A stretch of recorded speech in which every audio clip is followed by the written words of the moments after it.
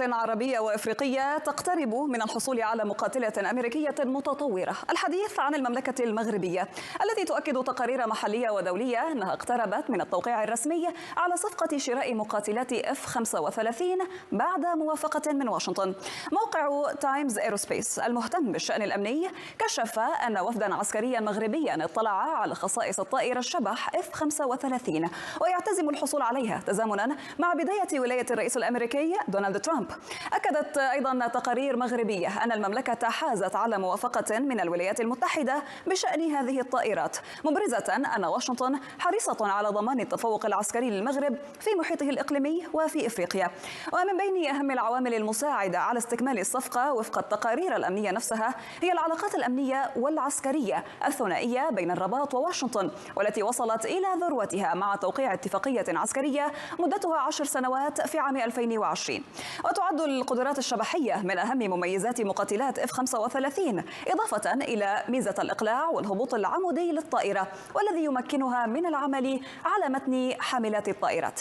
للتعرف أكثر على مزايا هذه الطائرة ينضم إلينا من الرباط الدكتور الشرقاوي الروداني الباحث في الشؤون الأمنية والاستراتيجية. مرحبا بك معنا دكتور. كيف ستساهم بداية F-35 في تعزيز القدرات الدفاعية للمغرب؟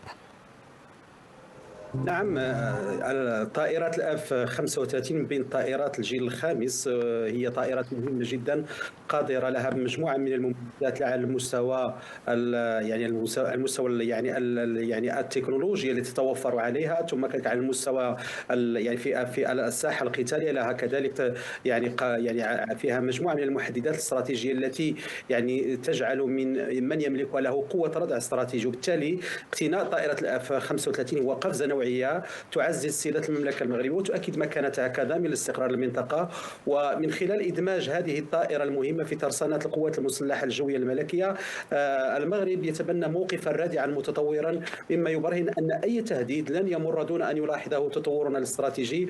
ثم كذلك هذه الطائره المقاتله من الجيل الخامس ليست مجرد اداه عسكريه، بل هي رمز التزام المملكه المغربيه بتامين مستقبل المنطقه برمتها، حيث ان هذه الطائره F-35 من خلال ابتكار التكنولوجيا التي تتوفر عليه تعكس إرادة المملكة المغربية في البقاء في الصفوف الأمامية أمام التحديات الأمنية الراهنة، بل أن هذا الاقتناء الجري يبرز المغرب كلاعب استراتيجي لا غنى عنه، مستعدا للدفاع عن مصالحه الاستراتيجية والمساهمة في توازن دائم للقوى في البحر الابيض المتوسط وفي المجال الاطلسي. ثم كذلك لا بد من الاقرار بان الامن القومي للمملكه المغربيه يعرف مجموعه من التهديدات المتعدده الابعاد، منها كما تعلمون تصاعد التيارات الارهابيه والتطرف. مؤخرا لاحظتم كيف المغرب قام بتفكيك شبكه لتنظيم داعش التي تنشط في منطقه الساحل الافريقي وجنوب الصحراء في 9 مدن مغربيه. ثم كذلك هناك كذلك ارهاسات وخطر يحدق، خاصه بوجود يعني معطيات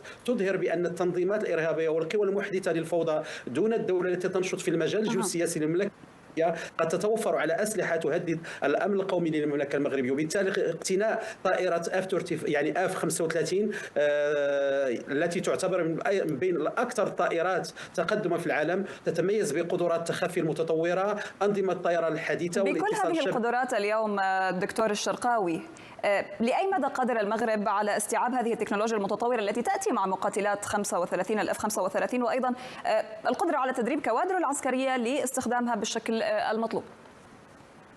نعم، المغرب كما تعلمون له علاقات استراتيجية مع الولايات المتحدة الأمريكية. هناك خارطة طريق موقعة منذ سنة 2020 تمتد ل10 سنوات إلى حدود سنة 2030. هذه الاتفاقية العسكرية المشتركة ما بين الرباط وواشنطن هي اتفاقيات متعددة الأبعاد، مرتبطة بالتكوين، مرتبطة باقتناء أسلحة جد متطورة، كذلك بطائرات بدون طيار. مؤخرا المغرب يتوفر على يعني طائرة بدون طيار الجد المتقدمة رايبر Q9C، وبالتالي اليوم توفر المغرب على طائرات 35 التي تتميز بقدرات التخفي المتطورة إلى جانب أنظمة طيران حديثة، إلى جانب أن هذه الطائرات ستساهم في عملية يعني في تعزيز القدرات العسكرية للمغرب وقدرتها على الردع أمام التحديات الجيوسياسية في المنطقة التي تعلمون أهميتها وكذلك محدداتها. وبالتالي أعتقد المغرب في إطار هذه العلاقة الاستراتيجية مع الولايات المتحدة الأمريكية. هناك اجتماع مقبل للجنة الاستشارية العسكرية ما بين واشنطن والرباط. هناك حوار استراتيجي مستدام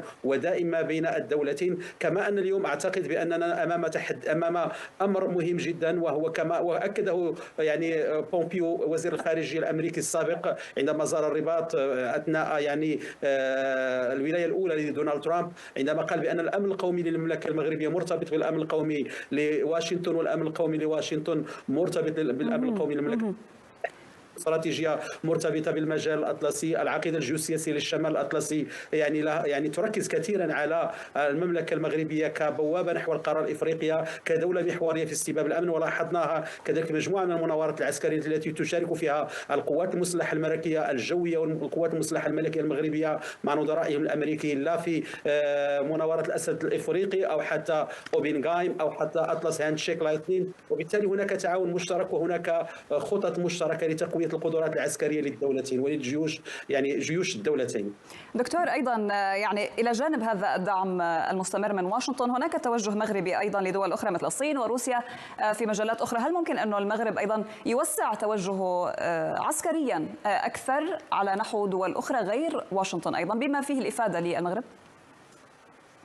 دعني أقول بأن المملكة المغربية لها علاقات استراتيجية مع الولايات المتحدة الأمريكية، لها يعني منفتحة على في إطار شراكات متعددة الأبعاد مع مجموعة من الدول. المغرب اليوم يتبنى برنامجا استراتيجيا بعيد المدى في تطوير صناعة الأسلحة العسكرية من خلال محددات قوية، ومن خلال كذلك وضع توازنات مرتبطة بالشركات العابرة للحدود العابرة للقارات التي تشتغل في هذا المجال. لدينا علاقات قوية مع الصين، لدينا علاقات قوية مع روسيا، لدينا علاقات قوية مع الولايات المتحدة الأمريكية، مع دول الاتحاد الأوروبي. وبالتالي المغرب لها سيادة، وعلاقات المغرب مع الصين مهمة كذلك جدا. والمغرب يقتني كذلك طائرة بدون طيار مهمة جدا من بكين، ومؤخرا يعني كان هناك ربما توقيع يعني كان يعني مهم جدا في إطار اقتناء طائرة بدون طيار الصينية، إلى جانب كذلك وضع شراكات استراتيجية في تصنيع السيارات وتصنيع بعض الآليات العسكرية.